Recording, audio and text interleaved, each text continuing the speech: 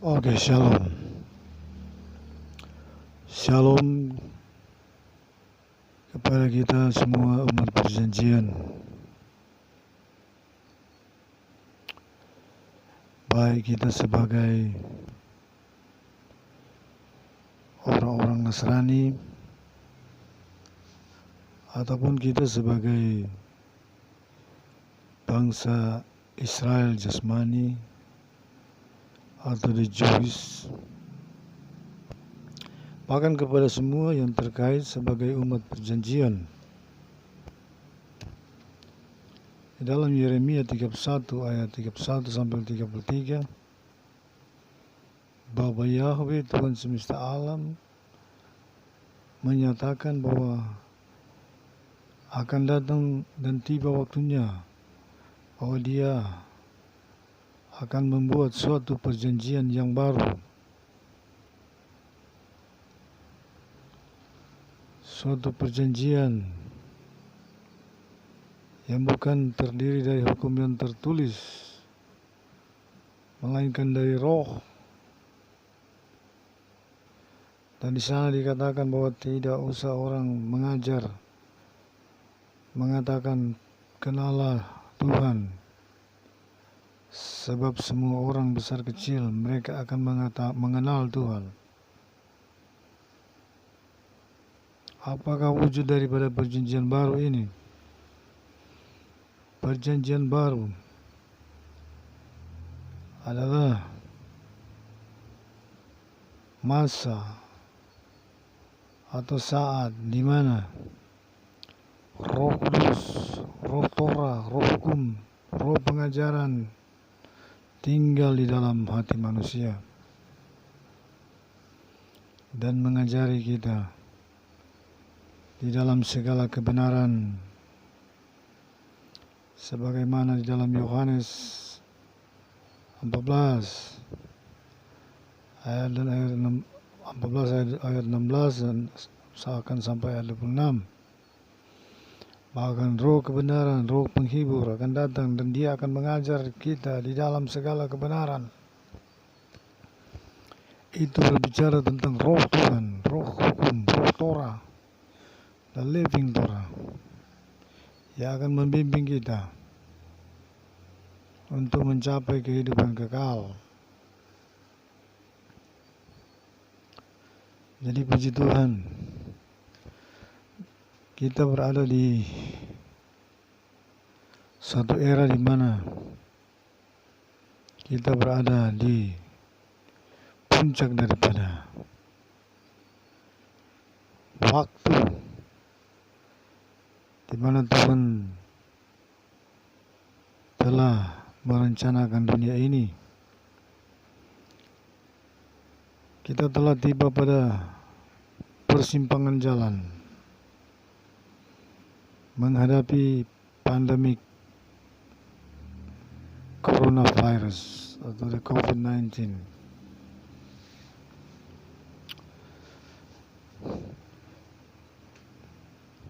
Yang disinyalir ini memang rancangan iblis dan sudah tiba waktunya mereka untuk mengambil alih dunia ini. Rencana mereka yang mereka persiapkan sudah matang, sudah lama. Dan ini sedang menuju ke arah itu, di mana mereka akan mengambil alih kontrol atas dunia ini. Namun di setiap era ada yang namanya divine sanction atau sanksi ilahi. Apabila di suatu era atau masa umat Tuhan mau dan sanggup untuk berbuat yang terbaik menyenangkan hati Tuhan, maka ada sanksi atau ada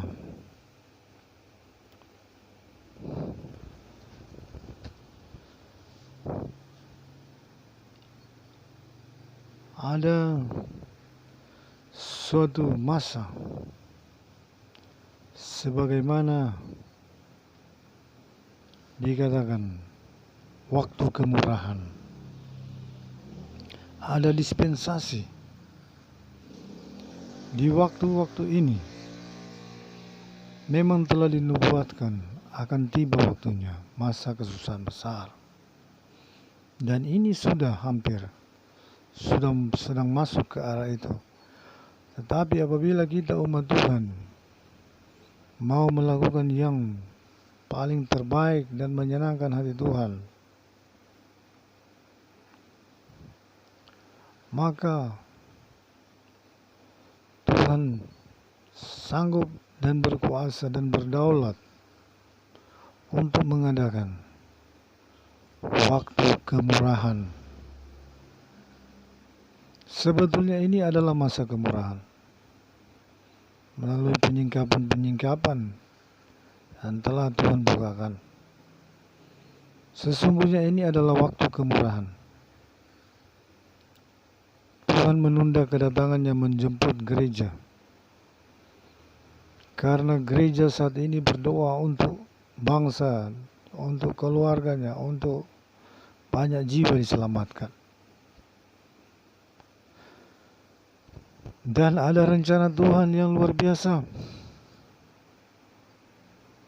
Keadilan Tuhan yang paling termurni, tertinggi sedang dikerjakan bagi kita. Kita harus tahu bahwa musuh kita yang sebenarnya bukan manusia, bukan darah dan daging, tetapi musuh kita adalah si setan, si iblis, si ular tua. Sesungguhnya sebenarnya kita manusia adalah satu, sebagai keturunan Adam.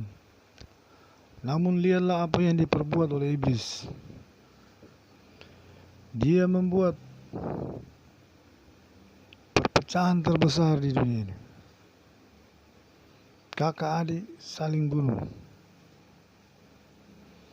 Permusuhan antara sama saudara, antara sesama keturunan Adam tidak pernah putus-putusnya. Ini bukan pekerjaan daging. Ini adalah pekerjaan iblis. Musuh kita adalah iblis.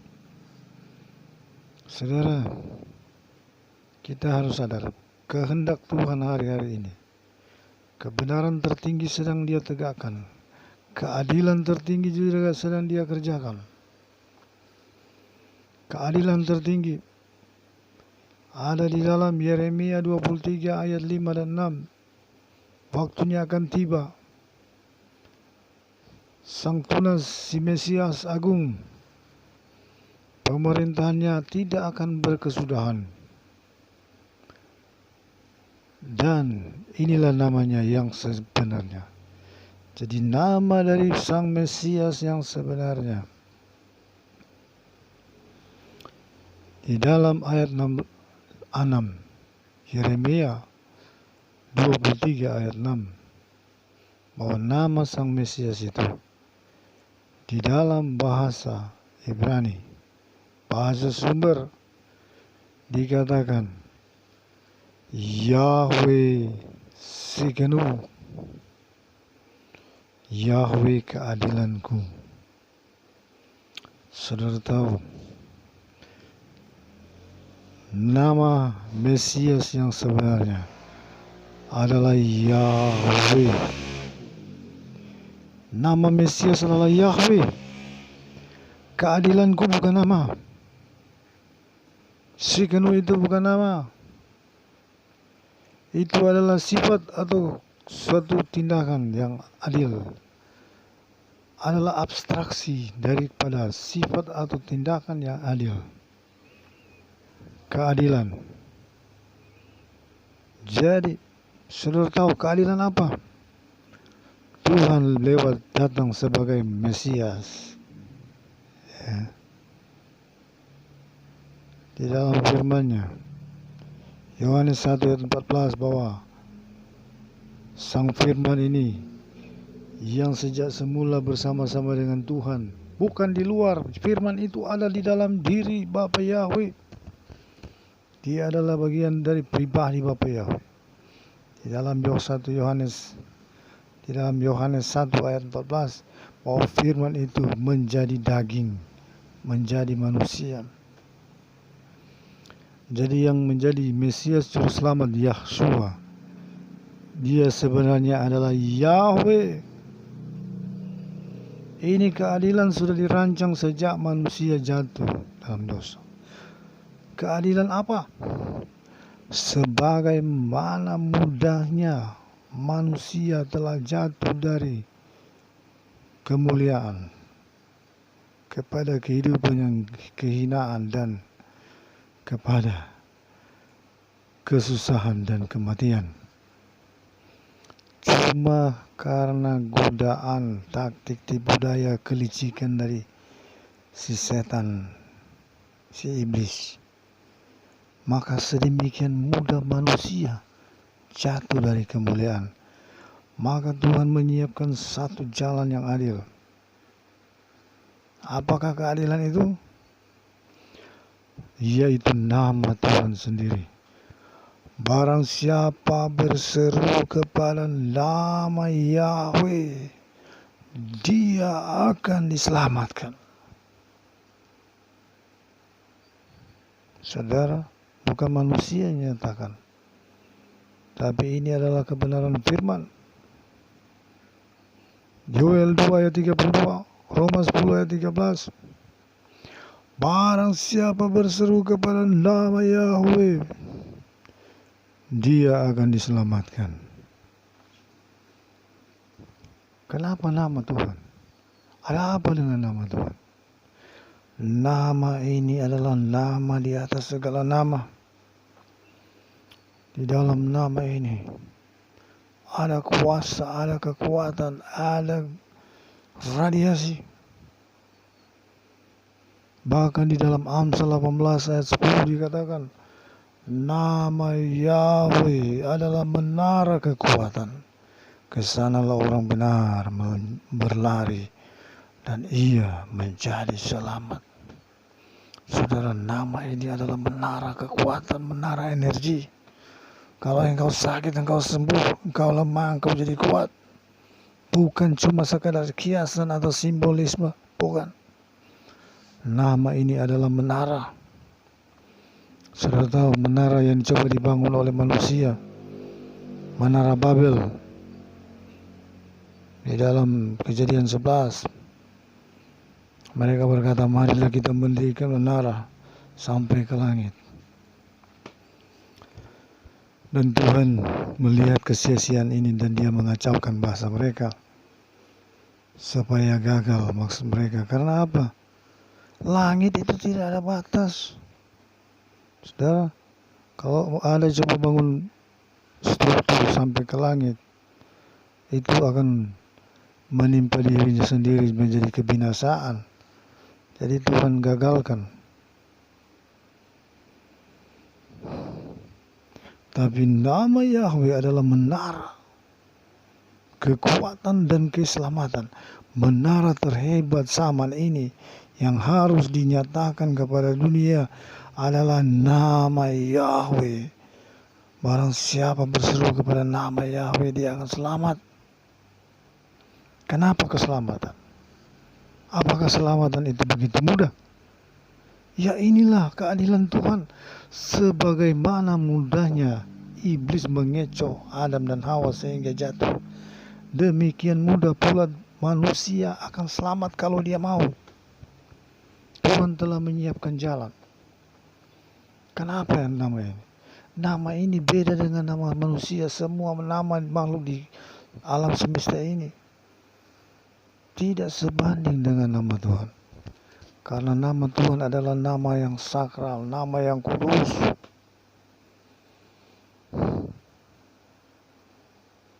Mungkin ada orang bertanya, kenapa nama ini seperti baru? Sebenarnya nama ini sudah dikenal, bahkan dipanggil oleh Adam. Waktu Kejadian 4 ayat 26. Pada saat Enos lahir, Enos cucu Adam, maka Waktu itu orang-orang mulai berseru kepada nama Yahweh. Mereka memanggil, menyembah, mereka memuji namanya. Kemudian ribuan tahun kemudian, ketika Israel menjadi bangsa yang tinggal di Mesir, rupanya sudah banyak atau rata-rata sudah lupa. Bahkan Musa yang dibesarkan di istana Firaun tidak mengenal lagi nama Tuhan. Karena itu di Kejadian 3 ayat 14 dan 15, ketika Tuhan memanggil dia di semak belukar yang berapi, dia bertanya, Tuhan, siapakah namamu? Supaya aku nyatakan kepada Israel apabila mereka bertanya, siapa yang mengutus engkau? Dalam teks Ibrani, teks sumbernya, Tuhan berkata, Wayomer Elohim al-Mose.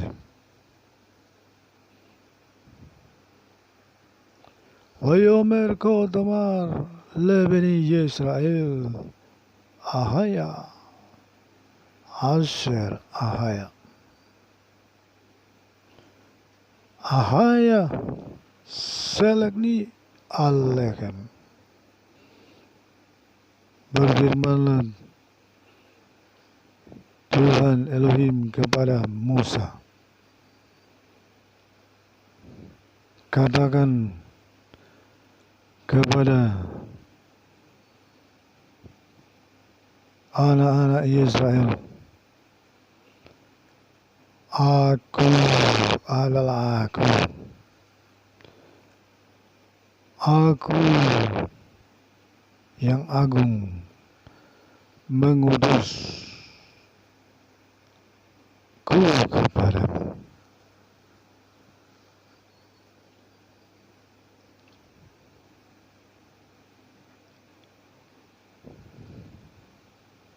Wayomer Elohim al-Mose. Berfirmanlah Elohim kepada Musa. Wayomer kau tomar al-Bani Yisrael. Demikian kau katakan kepada anak-anak Israel,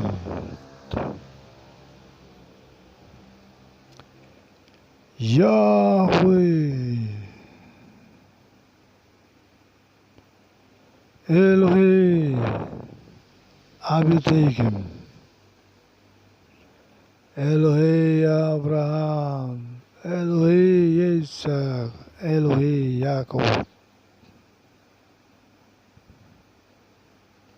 Selekni Alekem.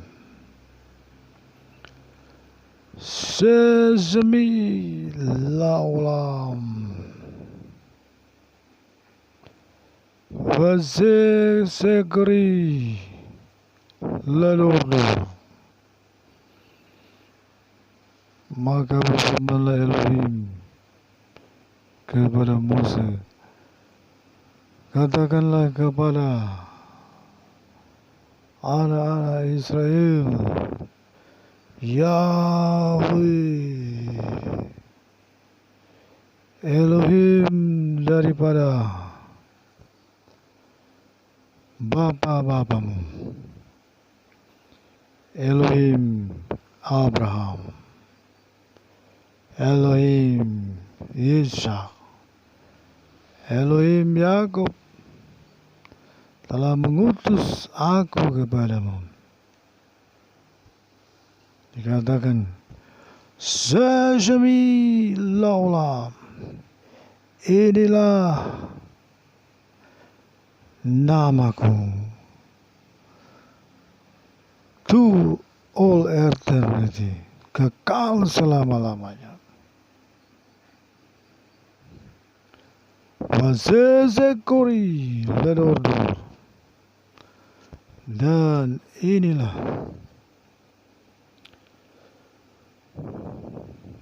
sebutanku atau peringatanku turun temurun kekal selama-lamanya. Jadi inilah nama. Kalau I am that I am, Asher Ahaya, Asher Ahaya, itu bukan nama. Itu seperti kita berbicara kepada cucu-cucu kita. Kita berkata, aku, ini aku. Tapi yang disebut sebagai nama, personal name, yaitu Yahweh. Dan nama ini sesungguhnya Tuhan bukakan pada saya.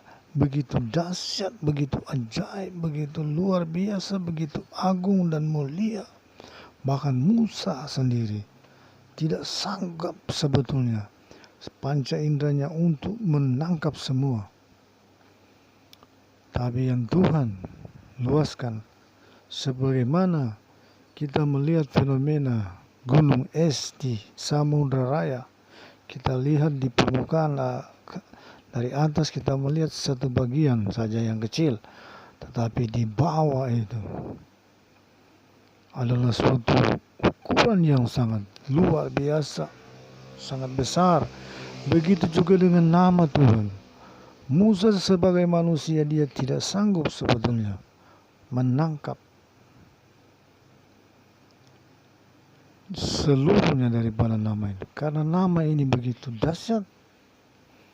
Di dalam Yesaya 9 ayat 5 bahwa seorang putra telah dikaruniakan bagi kita, lambang pemerintahan ada atas pundaknya, dan namanya disebutkan sebagai ajaib, wonderful. Di sana dikatakan nama itu ajaib. Di situ juga dikatakan, saya sudah sampaikan ini kepada banyak grup-grup yang berbau Israel, termasuk Judaism, termasuk semua kalangan Mesianik yang saya kenal, termasuk orang-orang grup-grup Israel, Zionism. Tidak ada yang sanggup melawan dan membantah bahwa Mesias, Yeshua, Juru Selamat, itu telah dinubuatkan sejak perjanjian lama. Antara lain di dalam kitab Yesaya 9 ayat 5, bahwa seorang putra telah dikaruniakan bagi kita, pemerintahan ada di atas pundaknya, namanya disebutkan orang ajaib, Elohim yang perkasa, Bapa yang kekal, penasehat ajaib, Raja damai. Jadi sang anak yang akan datang nanti sebagai Mesias, dia sebetulnya adalah Elohim yang perkasa, Bapa yang kekal, Raja damai. Jadi saudara kekasih Tuhan, kita tiba di masa kita semua umat perjanjian akan dipersatukan. Sebetulnya coronavirus dan segala macam yang seperti itu, kalau umat Tuhan bisa bersatu, satukan iman, satukan doa dan berdoa, setiap saat berdoa, semua kompak berdoa, menolak, menghancurkan wabah coronavirus di dalam nama Yahweh atau di dalam nama Yeshua Mesih, nama yang benar dari Tuhan Mesias.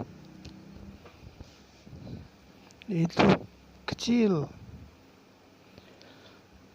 Sekarang dunia sedang di bawah, kita ada di persimpangan. Kalau umat Tuhan, umat perjanjian menang,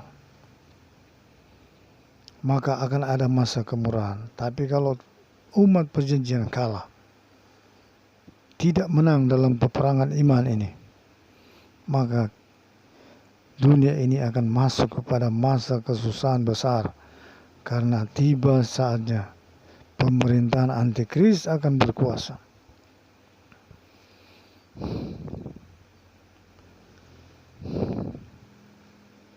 Jadi, saudara, sebetulnya di saat ini saat yang paling menegangkan dan paling menggairahkan, di mana kita sebagai keturunan Adam akan bersatu sebagai umat manusia.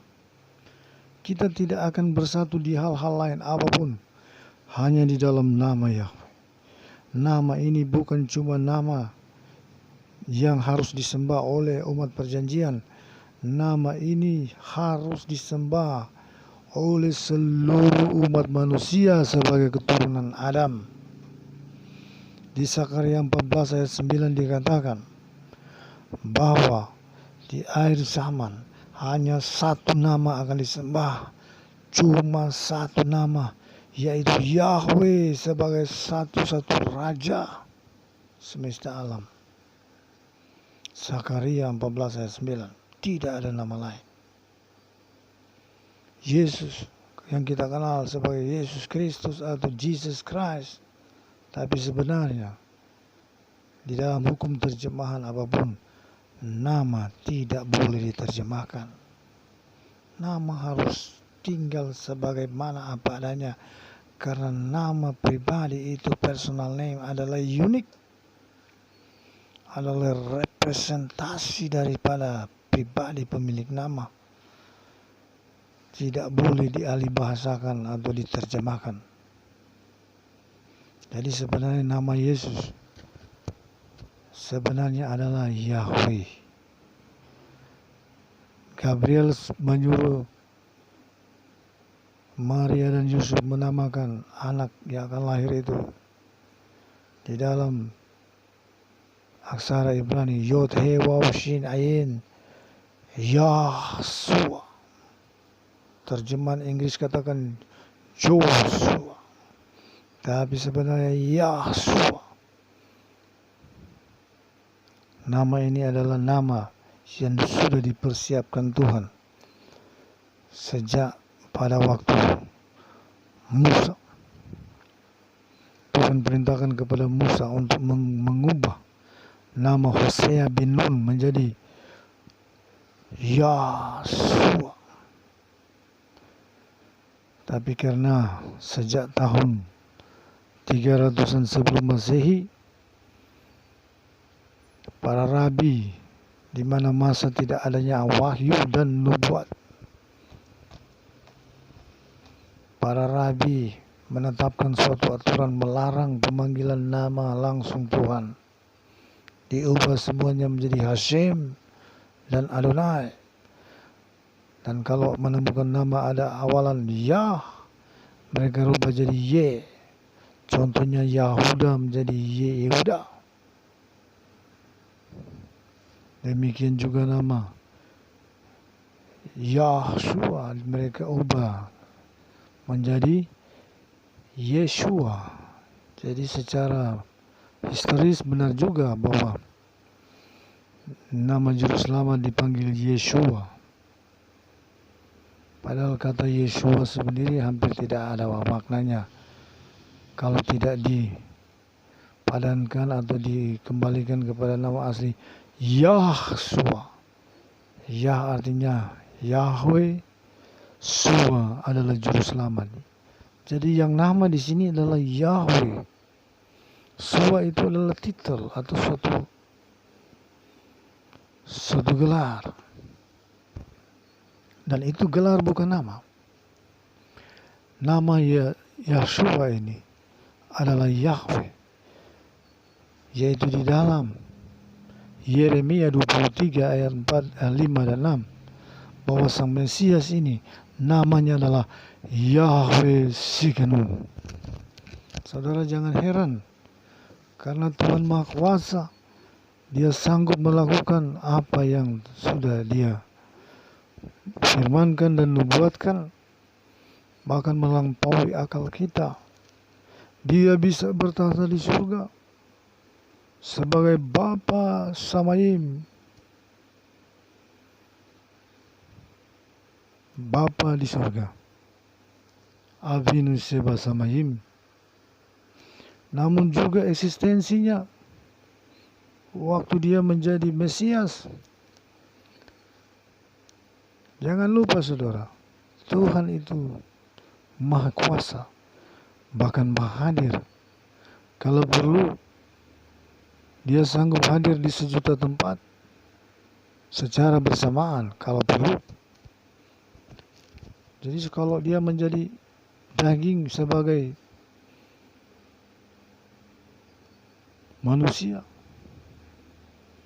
tidak ada perkara yang mustahil. Yang jelas, firman telah menyatakan demikian. Kalau saudara pernah baca kitab yang paling tertua, secara ajaib bisa dipreservasi. Kitab ini terakhir ditemukan dalam bahasa Mesir kuno, hieroglifik. Kitab ini mengisahkan ketika Adam keluar dari Taman Eden, hari pertama, hari kedua, dan seterusnya sampai mendapat anak Kain dan Habil, kemudian keturunannya sampai ke berapa, dan dikisahkan dengan detail, dan apa yang telah digambarkan di dalam kitab Kejadian, terutama pada waktu penciptaan dan waktu Adam dan anak-anak sampai turunan Adam yang sampai ke Henok. Saudara, ibarat yang tertulis itu cuma sebagian kecil saja, namun dia punya kompatibel yang besar. Itu ada di dalam kitab Adam. Dan saya yakin dengan pasti bahwa kitab Adam sebenarnya ditulis oleh Henok, turunan ke-6 dari Adam. Gaya bahasanya. Nah, saudara tahu di dalam kitab ini Bapa Yahweh telah menyatakan bahwa dia akan menjadi manusia dari keturunan Adam pada hari kelima. Saudara tahu, satu hari bagi Tuhan sama dengan 1000 tahun bagi manusia. Itu dinyatakan di dalam kitab Petrus. Namun juga ditemui kenyataan ini ketika Tuhan berfirman kepada Adam, Adam, jangan engkau makan buah itu, buah terlarang. Kalau engkau makan, pada hari itu juga engkau akan mati. Dan Tuhan tidak pernah berdusta. Adam tidak pernah mencapai 1000 tahun. Jadi dia tidak sampai sehari di hadapan Tuhan. Adam meninggal. Jadi Tuhan tidak pernah berdusta kalau dia katakan hari itu juga engkau mati. Memang Adam mati pada hari itu juga, menurut harinya Tuhan. Jadi saudara tahu, sudah dia katakan pada hari kelima. Dan saya dapati Tuhan katakan pada hari ke-5,5. Tapi saya belajar bahwa di dalam setiap masa itu ada namanya divine sanction atau dispensasi ilahi. Contohnya di dalam kitab dikatakan, karena orang-orang benar maka waktunya akan dipersingkat. Maka ada beberapa generasi yang memang benar-benar hidup seturut dengan ekspektasi daripada Bapa Yahweh, maka waktunya dipersingkat sehingga pada hari yang kelima ada pada tahun yang ke-5000 sejak Adam keluar dari Taman Eden, Tuhan datang sebagai manusia. Dan dinyatakan juga di dalam Injil Yohanes 1 ayat pasal 1 ayat 1, bahkan pada pasal 1 ayat 14 bahwa pada mulanya adalah firman, firman itu bersama-sama dengan Elohim, dan firman itu adalah Elohim. Di ayat 14, firman ini menjadi daging. Saudara tahu, dan saya perlu nyatakan di sini, Tuhan eksistensinya tidak pernah tiga pribadi. Manusia diciptakan menurut peta Tuhan. Antara lain ada unsur pada Adam, ya. Bedanya Adam dengan malaikat, ya. Adam dibentuk dari tanah liat oleh tangan Tuhan sendiri. Kemudian ditaruhkan roh kehidupan, dan ada nyawa, ada jiwa muncul padanya. Pada Bapa Yahweh juga ada ketiga hal unsur ini. Eksistensinya sebagai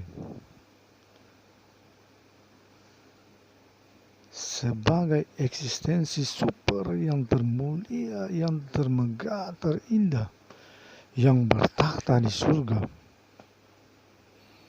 Mengenai hal ini banyak orang sudah Tuhan bawa perlihatkan surga, melihat Tuhan di takhtanya di surga, tapi memang wajahnya tidak bisa dilihat, termasuk anak saya. Beberapa kali Tuhan perlihatkan surga, bahkan memperlihatkan Hades, alam maut, tempat penyiksaan.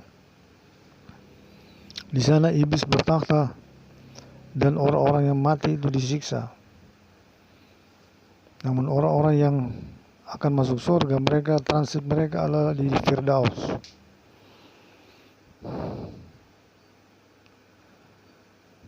Nah, eksistensi Bapa sebagai super eksistens yang termulia, termegah, terindah, dia ada di takhta di surga.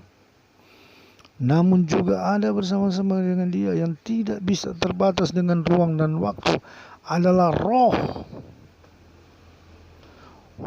Bapa Yahweh. Namun ada juga yang selalu menyatu dengan dia, dinyatakan sebagai firman. Apakah firman itu, saudara? Ada yang tahu firman itu apa? Mungkin ada yang katakan perkataan. Ya, betul juga, perkataan Tuhan. Tapi sebenarnya firman, Yohanes 17 ayat 17, kuduskanlah mereka di dalam firman-Mu. Firman-Mu adalah kebenaran. Jadi firman itu sebetulnya adalah kebenaran. Itu adalah jiwa Tuhan.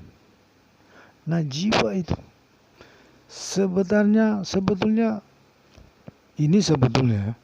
firman itu tidak dapat dikatakan firman karena firman itu satu kesatuan, satu keutuhan, ya.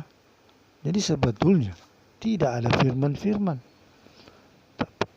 secara eksklusif. Tapi kalau orang mau menyatakan perkataan Tuhan, bisa aja ada kata firman-firmannya. Tapi bicara yang sesungguhnya, firman itu adalah satu keutuhan, satu entitas, satu kesatuan, satu, yaitu jiwa Tuhan. Jiwa Tuhan adalah kebenaran. Pada waktu Adam, Bapa Yahweh sudah pernah mengatakan, aku akan menjadi manusia dari keturunanmu Adam. Pada waktu itulah aku akan menebus engkau. Pada waktu itulah engkau akan kembali ke Taman Eden.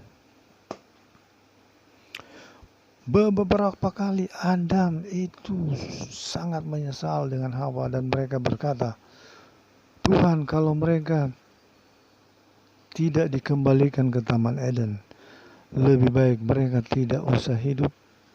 Mereka sangat menyesal. Mereka berpuasa 40 hari 40 malam. Saudara, kalau baca kitab Adam, di beberapa bab dengan jelas Tuhan mengatakan, Adam, engkau akan kembali ke Taman Eden. Ketika aku menjadi manusia, aku akan menebus engkau. Pada hari itulah engkau akan kembali. Dan ingat, ketika di kayu salib ada seorang penyamun yang tersalib bersama dengan dia di sebelah kirinya, berkata, Tuhan, jika Engkau datang kembali, ingatlah akan dia. Tuhan berkata, hari ini juga engkau akan berada di Taman Firdaus. Saudara, hari itu juga dia mati. Rohnya langsung dia akan transit di Firdaus sebelum dia menuju surga. Saudara,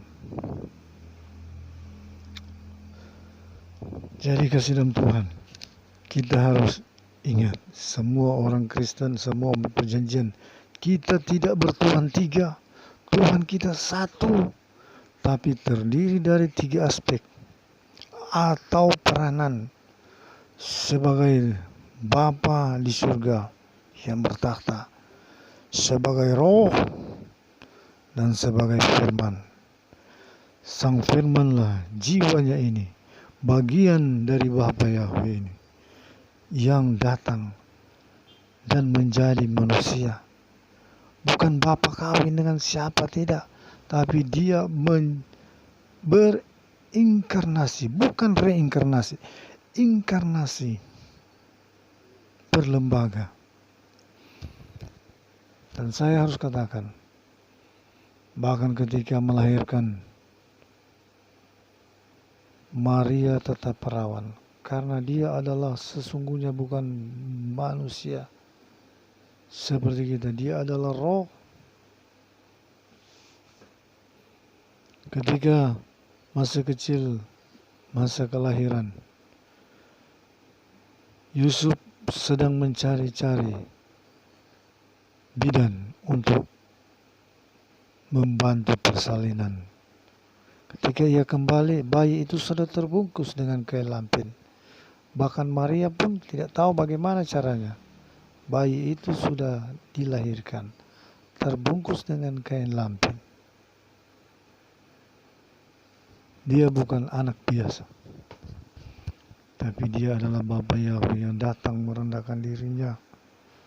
Dia menjadi anak manusia. Dialah yang menjadi Adam yang kedua. Kalau Adam yang pertama gagal, maka Adam yang kedua menang atas segala pergumulan. Bahkan dia bisa mengalahkan iblis dan maut. Dia menjadi anak domba Paskah, menjadi anak domba Elohim. Jadi dia datang dengan segala peranan. Semua peranan penting yang ada di dalam dunia, semua adalah miliknya. Sebagai guru, sebagai imam, sebagai rasul yang terbesar, sebagai nabi yang terbesar, sebagai penginjil yang terbesar, sebagai gembala yang terbesar, sebagai raja, sebagai penyembuh, sebagai penasehat ajaib. Bahkan dia sendiri adalah Elohim yang perkasa. Semua julukan Satria Agung yang dapat mengalahkan maut. Bahkan sebetulnya dia tidak ada yang bisa menangkap dia. Di dalam Injil Yohanes 18, semua orang yang akan menangkap dia waktu di taman Getsemani, semua terpelanting dan jatuh ke tanah. Ya. Kalau dia mau, tidak ada manusia pun, pasukan apapun yang bisa menangkap dia, tidak ada. Tidak ada yang sanggup. Terkecuali dia sendiri yang menyerahkan dirinya, mengosongkan dirinya. Dan waktu dia menderita, termasuk terkandung maksud dia melakukan keadilan. Saudara tahu, sehingga di dalam pengadilan nanti tidak ada satu manusia pun akan berkata kepada Tuhan, Tuhan tidak adil. Tuhan mengadili dengan semena-mena. Coba Tuhan jadi manusia. Pada waktu itu Tuhan berkata, aku sudah menjadi manusia. Bahkan aku menanggung derita lebih daripada engkau. Saudara, tindakan Tuhan, dia datang sebagai Mesias, sebagai anak domba, sebagai juru selamat, sebagai penebus, dan lain-lain. Semua itu memiliki dan mengandung makna dan mengandung maksud yang sangat dahsyat, sangat luas, sangat dalam, sangat luar biasa. Dia mengurung manusia dalam keadilannya, sehingga tidak ada yang dapat membantah dia di dalam pengadilan dengan berkata, Tuhan semena-mena. Coba Tuhan yang jadi manusia. Tuhan berkata, aku telah menjadi manusia, bahkan aku menjadi hamba. Aku menanggung segala derita. Aku memikul dosa-dosa manusia. Aku menjadi manusia 100%. Saudara, itulah keagungan karya Tuhan, bahwa Dia yang termulia mau berkenan datang, mau merasakan derita manusia. Benar-benar Dia dikosongkan, Dia menderita, sehingga Dia sampai berteriak kepada sumbernya, Eloi, Eloi, lama sabachthani. Saudara, memang benar Dia menderita. Jadi betapa keagungan Tuhan itu, mau datang merasakan penderitaan manusia dengan apa adanya sebagai manusia 100%. Namun Dia bukan Tuhan tiga. Tuhan itu Echad. Echad artinya satu, tunggal, Esa. Jangan pernah berkata bahwa Tuhan tiga, kita adalah tiga. Tidak ada. Seperti pada kita ada aspek roh, jiwa, dan tubuh. Itu satu pribadi, bukan tiga pribadi. Matematikanya bukan 1 tambah 1 tambah 1. 1 kali 1, 1 kali 1. 1 kali 1 kali 1 adalah 1. Jadi jangan kita berkata bahwa Tuhan kita ada Bapa, ada Roh Kudus. Istilah putra itu adalah istilah peranan waktu di bumi. Waktu Dia di bumi. Dan sampai sekarang pun memang Tuhan Yahshua ini, Dia menjalankan tugasnya sebagai perantara, sebagai Mesias, sebagai perantara, sebagai juru syafaat. Bahkan Dia mengantar anak kami menyaksikan ketika Dia mengantar, memperlihatkan surga atau bukan ke alam maut, Hades, memperlihatkan orang-orang. Dan di sana saya katakan, jangan main-main dengan nama Tuhan. Nama Tuhan adalah kebenaran tertinggi. Dengan memanggil nama ini orang akan selamat. Apa rahasia di balik nama ini?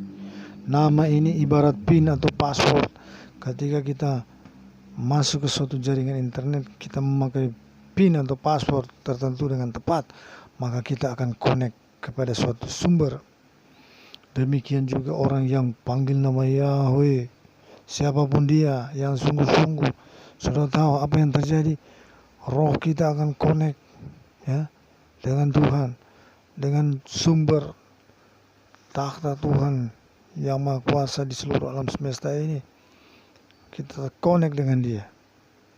Kalau engkau lemah, engkau akan minta kekuatan, ada kekuatan mengalir.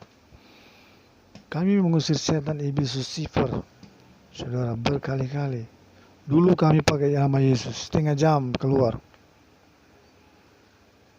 Kami sudah tahu cara bagaimana mengeluarkan dia pakai kuasa dan otoritas. Tapi ketika nama Yahweh kami kenal, kami pakai nama Yahweh 10 menit paling tinggi keluar. Dan itu bukan cuma satu sekali, berkali-kali. Saya juga mengalami, saya celaka, saya sakit. Saya panggil nama ini. Di dalam kesakitan saya jamak bagian tulang yang retak. Sudah doa sungguh-sungguh, sembuh. Saudara, di dalam nama ini nama menara kekuatan, menara keselamatan. Nama ini sanggup menyatukan kita sebagai keturunan Adam.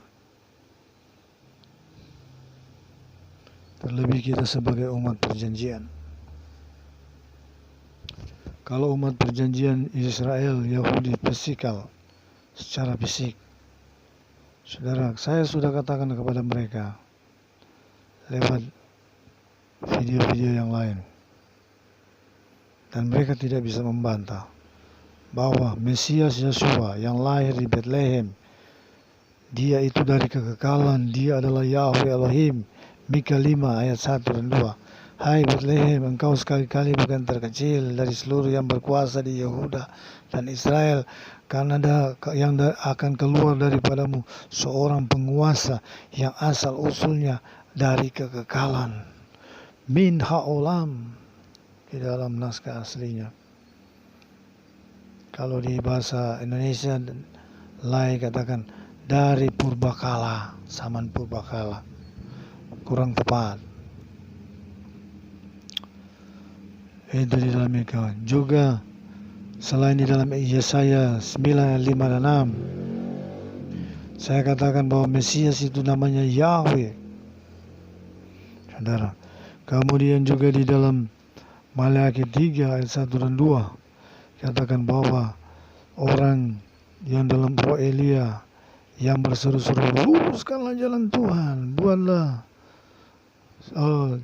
jalan-jalannya rata. Dia datang dalam roh Elia, dia adalah Yohanes Pembaptis. Kemudian di ayat 2, Maleakhi 3 ayat 2, maka tiba-tiba Ha'adon yang kamu cari, Tuhan yang kamu cari, dia akan hadir di bait suci. Siapakah yang datang sesudah Yohanes Pembaptis? Bahkan ketika Yohanes Pembaptis masih hidup, Yeshua Masih sudah mengajar di bait suci dan berkhotbah dan melakukan mujizat. Dia adalah Adon Yahweh, Ha'adon. Di dalam juga Zakaria 12 ayat 10, Tuhan katakan, ada satu masa aku akan mencurahkan roh kemurahan dan roh permohonan, dan mereka akan memandang aku. Jadi sebagai Yahweh dia berkata, dan mereka akan memandang aku yang telah mereka paku. Siapakah pribadi yang Israel telah paku di Bukit Golgota? Seorang yang kudus tanpa cacat. Dia adalah Yeshua Masih. Jadi tanpa sadar Israel waktu itu menghukum Tuhan mereka. Epitaf papan yang ada di atas kepala, Yeshua HaNazarin wa Melech HaYehudin, YHWH abreviasinya. Saudara, dan saya katakan Israel sebagai satu bangsa, as a nation, telah menerima Mesias Yeshua. Mereka melihat, mereka mempelajari dia, apa yang dia khotbahkan, dan kuasa dan mujizat dan otoritas yang dia jalankan. Mereka pasti dia inilah Raja. Nabi akan datang, Raja Mesias. Karena itu di dalam Injil Yohanes 6 ayat 15, para pemimpin, orang-orang yang berkuasa di Israel, para Sanhedrin ini, pasti mereka adalah para Sanhedrin, pemuka Farisi dan Saduki, dan para tua-tua Israel. Mereka datang kepada Yeshua Masih, mau mengangkat dia sebagai raja. Tapi di ayat 6 ayat 15 tersebut, pasal 6 ayat 15, Yeshua Masih mengetahuinya, dan dia menyingkir seorang diri untuk berdoa. Dan sejak saat itu dia mulai mengecam mereka. Kalau saudara belajar dengan teliti bahwa sebenarnya Israel sudah menerima dia sebagai satu bangsa, mereka tidak ragu bahwa dialah Mesias, dialah Raja. Tapi kenapa Tuhan justru sepertinya mengecam mereka terus sampai mereka membenci dia? Karena Tuhan punya rencana lain. Tuhan mau membuat mereka tersandung supaya Injil keluar sampai ke bangsa-bangsa. Inilah rencana agung Bapa Yahweh. Dan kedua, kalau sampai dia menerima maksud mereka untuk menjadikan dia raja, maka dalam hitungan hari, maka Yerusalem dan seluruh Israel akan dikepung oleh Roma dengan pasukannya dan diratatanahkan. Karena mereka sudah mengawasi dia sejak awal muncul. Telah muncul seorang pemimpin yang dikatakan raja, pemimpin besar Israel. Dan mereka sudah memata-matai dia begitu dekat, begitu dahsyat mereka memata-matai dia. Termasuk di dalam Matius 8 ayat 13, seorang centurion perwira tinggi Roma. Kenapa dia tahu bahwa Yeshua ini bicara satu kata saja pasti hambanya, anak buahnya sembuh? Karena dia hari-hari dia mata-matai ini Yeshua, sehingga Yeshua sempat mengejek dia. Saya heran, di seluruh Israel tidak ada iman yang sebesar orang ini. Padahal Tuhan Yesus menyindir dia. Loh, kok imanmu hebat seperti itu? Padahal Tuhan Yesus tahu tiap hari dia menyamar, dia mata-matain Yesus. Dia sebagai perwira Roma, dia ditugaskan untuk mengintai terus sebagai intelijen. Mereka jangan sampai Yesus Mesias, kalau mereka kaji dari segala aspek, sangat menakutkan. Suatu pribadi yang melebihi Alexander Agung, melebihi Julius Caesar, melebihi Kaisar Agustus. Pribadi yang dahsyat, bukan cuma berkata-kata dalam puasa, tapi dengan tindakan. Jadi mereka sangat ketakutan sebetulnya. Kalau sampai dia bangkit sebagai pemimpin politik, itu dahsyat sekali. Jadi itulah alasannya mengapa Yeshua waktu itu sepertinya menolak semua pimpinan Israel untuk membuat dia menjadi raja. Karena ada pertimbangan-pertimbangan, ada rencana agung. Saya katakan kepada orang Yahudi, dan tidak ada yang bisa melawan Judaisme ortodoks ataupun mesianik atau apapun. Tidak ada, saudara. Dan buktinya orang Yahudi sudah menerima sebetulnya. 90% jemaat awal adalah orang Yahudi. Jadi kalau ada orang Yahudi berkata, wah kami menolak dia, oh, nenek moyang kami menolak. Tidak, nenek moyangnya sudah menerima sebetulnya. Cuma Tuhan Yesus sebetulnya ada maksud dan rencana. Tapi hari-hari ini kita harus bersatu. Yahudi fisikal, bahkan Yahudi roh. Umat perjanjian itu bukan cuma Yahudi, bahkan umat perjanjian baru itu semua orang yang ada Roh Kudus dari Bapa Yahweh, dia adalah umat perjanjian. Dan kita harus bersatu menghadapi coronavirus dan segala gejala-gejala. Semua sekarang kekuatan di dunia ini sedang berpolarisasi dan sedang berkristalisasi menjadi satu, menjadi dua kubu. Yang paling agresif adalah kekuatan-kekuatan orang yang tidak menghiraukan hukum, orang yang menghalalkan segala cara, orang-orang yang suka hidup dalam dosa dan pelanggaran, orang-orang yang menyukai aborsi, melegalkan aborsi, orang-orang yang sayap kiri, orang-orang yang radikal, orang-orang yang kontroversi, yang semua sedang berpolarisasi sekarang. Yang anti-Israel, anti-Kristen, anti apapun, saudara. Tidak ada jalan lain. Kita umat perjanjian harus bersatu. Apalagi orang Kristen, tinggalkan semua. Ya, kita kembali kepada kemurnian gereja awal. Tinggalkan semua ajaran doktrin-doktrin yang menghambat kita bersatu.